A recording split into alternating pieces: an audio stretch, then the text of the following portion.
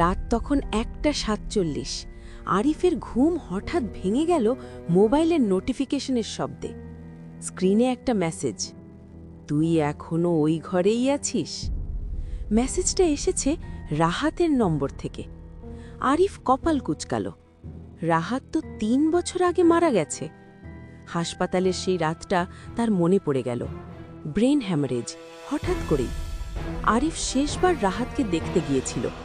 তারপর থেকে ওই নম্বর বন্ধ। কাঁপা হাতে রিপ্লাই দিল, কে? কোনো উত্তর নেই। 5 মিনিট, 10 মিনিট, তারপর আবার মেসেজ, বিছানার ডান পাশে তাকাস না। আরিফের বুকের ভেতরটা কেঁপে উঠল, কারণ বিছানার ডান পাশেই তার স্টাডি টেবিল, আর টেবিলের ওপরে রাখা আছে একটা পুরনো ফ্রেম করা ছবি, রাহাত আর সে, কলেজের দিনগুলোর। হঠাৎ ঘরের বাতাস ভারী হয়ে উঠল। ফ্যান ঘুরছে, কিন্তু যেন বাতাস নেই। আরিফ ধীরে ধীরে মাথা ঘুরিয়ে তাকালো। ছবিটার কাঁচে হালকা কুয়াশার মতো জমেছে, যেন কেউ ভেতর থেকে নিঃশ্বাস ফেলছে। মোবাইল আবার কেঁপে উঠল। ওটা নামা।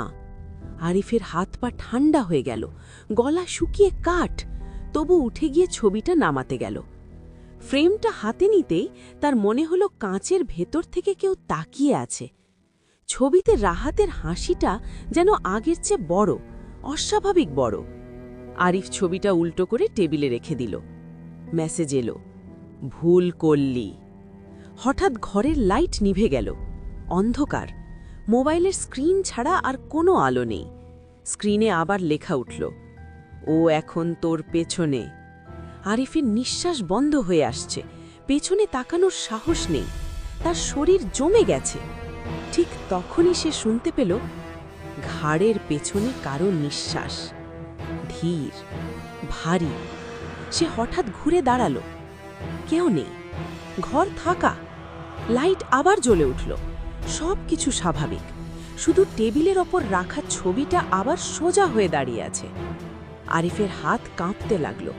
সে ছবিটার কাছে এগোলো। এইবার ছবির ভেতরে সে যা দেখল, তাতে তার রক্ত হিম হয়ে গেল। ছবিতে এখন 2 জন না, 3 জন। তৃতীয় জনটা দাঁড়িয়ে আছে তাদের পেছনে। মুখ অস্পষ্ট, কালো, চোখ দুটো সাদা। আরিফ ছবি ফেলে দিল। হঠাৎ মনে পড়ল, এই ঘরটা আগে রাহাতের ছিল। রাহাত মারা যাওয়ার পর তার বাবা মা বাড়ি ছেড়ে চলে যায়। আরিফ সস্তায় ভাড়া নিয়ে এখানে উঠেছিল। সে হঠাৎ মোবাইলটা হাতে নিয়ে রাহাতের নম্বরে কল দিল। অবিশ্বাস্যভাবে কলটা রিং হচ্ছে। 1 বার, 2 বার, তারপর কল রিসিভ। ওপাশে কোনো কথা নেই, শুধু হালকা শ্বাসের শব্দ। আরিফ কাঁপা গলায় বলল, কে? ওপাশ থেকে ফিসফিস করে ভেসে এলো, তুই আমার জায়গায় কেন? লাইন কেটে গেল। ঠিক তখনই দরজায় টকটক শব্দ। রাত 2টো, এই সময় কে? আরিফ দরজার দিকে এগোতে লাগল। পায়ের শব্দ যেন নিজের কানে বাজছে। দরজার কাছে গিয়ে জিজ্ঞেস করল, কে? বাইরে থেকে উত্তর, আমি রাহাত। আরিফের বুক ধড়ফড় করতে লাগল। সে ধীরে ধীরে দরজার ছিটকিনি খুলল। দরজা খুলে দেখে কেউ নেই। করিডর ফাঁকা, কিন্তু মেঝেতে পানির মতো ভেজা পায়ের ছাপ দরজার সামনে থেকে ভেতরের দিকে এসেছে। আরিফ ধীরে ধীরে পায়ের ছাপ অনুসরণ করে ঘরের ভেতরে এলো। পায়ের ছাপ গিয়ে থেমেছে তার বিছানার পাশে, ঠিক যেখানে সে একটু আগে দাঁড়িয়েছিল। মোবাইল আবার কেঁপে উঠল। তুই দরজা খুললি কেন? আরিফের এবার ভেঙে পড়ল, চিৎকার করে উঠল, তুই কে? তুই কি চাস? স্ক্রিনে টাইপ হতে লাগলো নিজে নিজে, আমি রাহাত না। তারপর আরেক লাইন, রাহাত অনেক আগে চলে গেছে। আরেকটা, আমি এই ঘরের। হঠাৎ আরিফের মাথায় বাজ পড়ার মতো একটা স্মৃতি ফিরে এলো। রাহাত মারা যাওয়ার আগে একদিন ফোনে বলেছিল, এই ঘরে রাতে কেউ হাঁটে রে, দরজার সামনে ভেজা পায়ের দাগ পড়ে থাকে। আরিফ সেটা মজা ভেবেছিল। হঠাৎ পিছন থেকে একটা কণ্ঠস্বর, এইবার তুই দেখলি। আরিফ ঘুরে দাঁড়ালো। এইবার সে দেখল, বিছানার পাশে একটা অবয়ব দাঁড়িয়ে আছে। চোখ নেই, মুখ নেই, শুধু ফাঁকা কালো, কিন্তু ভেজা, যেন পানিতে ভিজে আছে। আরিফ দৌড়ে দরজার দিকে গেল। দরজা খুলে বেরোতে যাবে, দেখে দরজার বাইরে দাঁড়িয়ে আছে আরেকজন, রাহাত, হাসছে।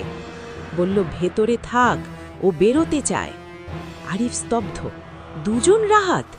ভেতরেরটা ধীরে ধীরে তার দিকে এগোচ্ছে। বাইরের রাহাত বলল, আমি তোকে বাঁচাতে এসেছি, বাইরে আয়। আরিফ দৌড়ে বাইরে বেরিয়ে এলো। পেছনে তাকিয়ে দেখল ঘরের ভেতরের অবয়বটা দরজার কাছে এসে থেমে গেছে, যেন বেরোতে পারছে না। বাইরের রাহাত তার কাঁধে হাত রাখল, ঠান্ডা হাত, অস্বাভাবিক ঠান্ডা। বলল, চল ছাদে যাই। ছাদে উঠে রাহাত বলল, ও অনেক দিন ধরে কাউকে খুঁজছিল, তুই থাকায় ও সুযোগ পেয়েছে। আরিফ কাঁপা গলায় বলল, তুই তাহলে? রাহাত হেসে বলল, আমি ওর আগে থেকে এখানে ছিলাম। আরিফের বুক কেঁপে উঠল। মানে? রাহাত ধীরে ধীরে তার দিকে তাকালো, চোখ দুটো হঠাৎ সাদা হয়ে গেল। আমি এই ঘরের না, আমি এই বিল্ডিংয়ের। আরিফ পিছিয়ে গেল। ঠিক তখনই সে বুঝতে পারল ছাদের চারপাশে পানি জমে আছে, হাঁটু পর্যন্ত। সে তো শুকনো ছাদে উঠেছিল। রাহাত বলল, ও ঘর থেকে বেরোতে পারে না, কিন্তু তুই তো পারিস। আরিফ বুঝতে পারল ভয়ঙ্কর ভুল করেছে। যাকে বাঁচাতে ভেবেছে সেই তাকে নিয়ে এসেছে এখানে। হঠাৎ পিছন থেকে সেই কালো অবয়বটা ছাদের দরজায় দাঁড়িয়ে গেল। ও বেরিয়ে এসেছে, কারণ আরিফ তাকে সুযোগ করে দিয়েছে। দুই প্রেত আর মাঝখানে সে। রাহাত ফিসফিস করে বলল, এখন থেকে তুই থাকবি ঘরে। পরদিন সকালে বিল্ডিংয়ের দারোয়ান ছাদের ওপর আরিফের নিথর দেহ পেল। পানি নেই, ছাদ শুকনো, তার মোবাইল ভেজা। স্ক্রিনে শেষ মেসেজ জ্বলছে, তুই এখনো ওই ঘরেই আছিস।